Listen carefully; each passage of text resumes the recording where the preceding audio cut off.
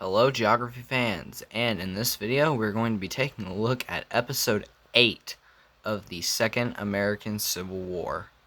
I don't even know why it's called a Civil War series. This is not a civil war anymore. It's a continental, like an all-out continental war, not a civil war anymore. But we're still sticking with the original name of the series, so yeah. Don't worry, later down the line, the civil wars will start popping up. Don't worry, this series is not just going to be this for the rest of the series. There will be American civil wars throughout the rest of the series. In fact, after this episode is going to mark the end of episode, or not, of season 2. So if you will remember, at the end of episode 4, I said that there would be a season 2, and then in episode 5, I said that that was the start of season 2 of the series. Even though the series would not be called seasons, it wouldn't be like divided into seasons. I would just continue to call it by episode number. So yeah, this is your, I guess, warning that season 2 is ending after this episode, and that season 3 of the Second U.S. Civil War will begin in episode 9. But if not enough chit chatter, let's get to the war. So I kind of ended the last episode on a kind of cliffhanger. With Brazil, of course, they invaded Colombia. Well, to recap, I'm not going to recap the whole series like I usually do. That would take forever. But basically, Brazil and Mexico engaged in like a whole South American war down here, where Brazil gained a bunch of territory. These three guys that, well, Chile gained land, but they gained land via technicality because of the USA and Canada. And then Argentina and the Peru-Bolivian Federation, they both lost land. So yeah, speaking of, Peru and Bolivia both got like wrecked by Brazil, so they both had to form a union in order to like not die. And then Argentina, in order to make them not die, gave them some of their territory in compensation for helping them in the war. And yeah, so now the Peru-Bolivian Federation is somewhat stable. But they are stable enough to go to war against Brazil and help the Colombians, the Chileans, I don't know, the Argentinians, and the Americans. By Americans, I mean USA and Canada, against Brazil and Mexico. So let's get to the fighting, shall we? Let's look at the South American front first. So as you can see, Argentina is doing surprisingly well against Brazil. Same with the Peru-Bolivian Federation, you would expect, because these guys are weak countries. Well, weak because of the previous war with Brazil. You would think they wouldn't be able to pull off such a thing, and of course because Brazil is so powerful. But no, they were actually able to, as Brazil was distracted doing other stuff, like taking out this American colony and pushing into the Peru-Bolivian Federation and Chile in the north, as well as Colombia. But yeah, the Peru-Bolivian Federation and Argentina were able to make some stunning progress in Brazil's southern territories. Up here in the north, though, well, in North America, it's actually going pretty great.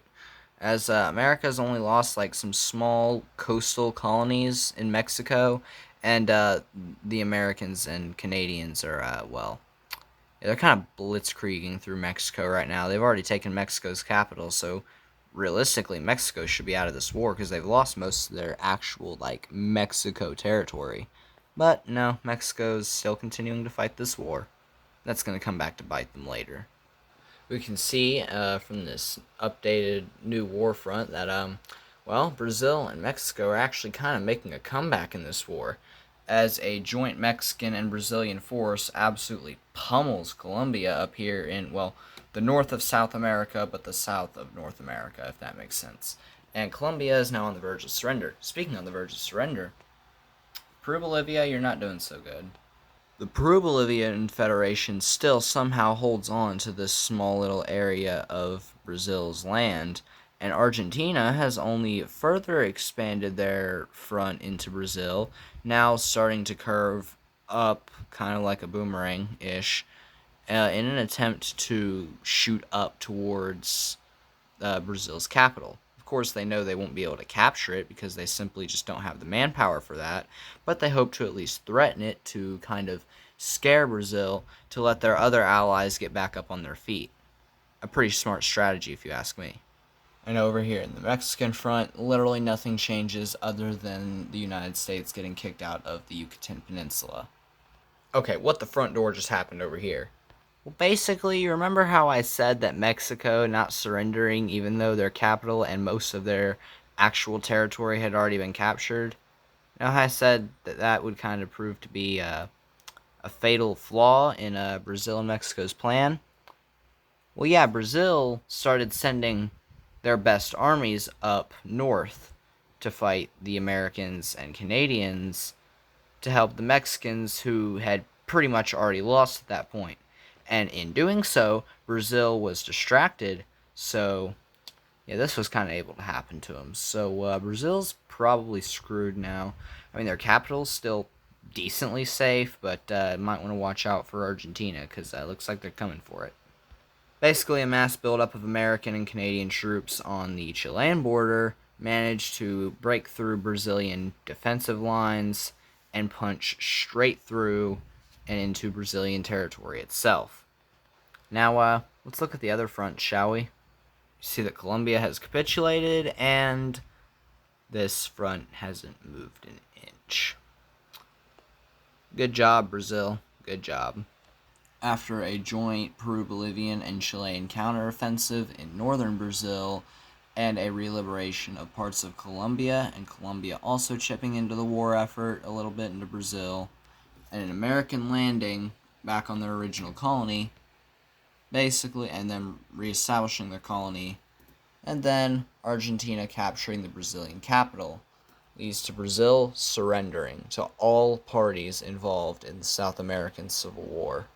As we see that the only country that wasn't given land from this partition was Mexico and Canada.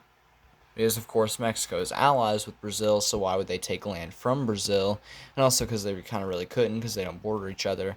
And Canada, because they have no interest in having colonies down here in South America. Well, Canada really doesn't have interest in having colonies at all.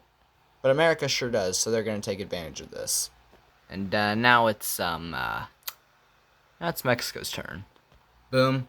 Kapow. Let's look at this massive peace treaty. So let's break this peace treaty down one continent at a time. Chile gets literally nothing land-wise. Chile gets absolutely nothing. Argentina expands up a little bit into Brazil. The Peru-Bolivian Federation gets a massive, and I mean massive, amount of land from Brazil.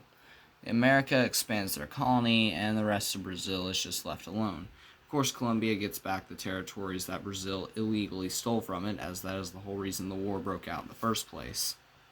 Over here in the Americas, all of America's small little coastal port colonies in Mexico, well, they're all connected now into one massive land empire, and, no more port colonies in Mexico.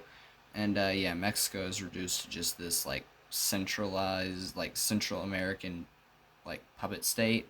This is under heavy American influence, but it is still technically an independent nation. Mexico does gain a small sliver of land from Mexico just for helping out, but Mexico really didn't want much out of this war. They just wanted to see the total annihilation of Mexico and Brazil, which they got. And now, the Americas may live happily ever after. Well, these neutral guys, they haven't done anything yet, so, props to these guys for staying neutral with, this whole massive war breaking out in the Americas. Props to these guys for staying neutral. But, of course, no. It can't be that simple. This series does go up to episode 15 after all. Yeah, this series is going to have 15 episodes, unless I say otherwise sometime in the future. A certain guy gets elected in Argentina. Now keep in mind, Argentina is where all the Nazis went after World War II. So there's kind of a prevalent German population in Argentina. Well, the country just got overthrown by a bunch of right-wing nationalists. Interesting. Well, yeah, these guys have a lot of Hitler's ideals and stuff like that, and basically, Argentina is now overrun by nationalists. Argentina politely asks the Peru-Bolivian Federation for the territory that they let them borrow. The Peru-Bolivian Federation has no problem in doing this. So the Peru-Bolivian Federation cedes Argentina their territory back. Well, of course they're not going to stop there. But that is another story for another time, as we have run out of time for this episode. Hope you guys enjoyed. I'll see you in the next one. Peace out.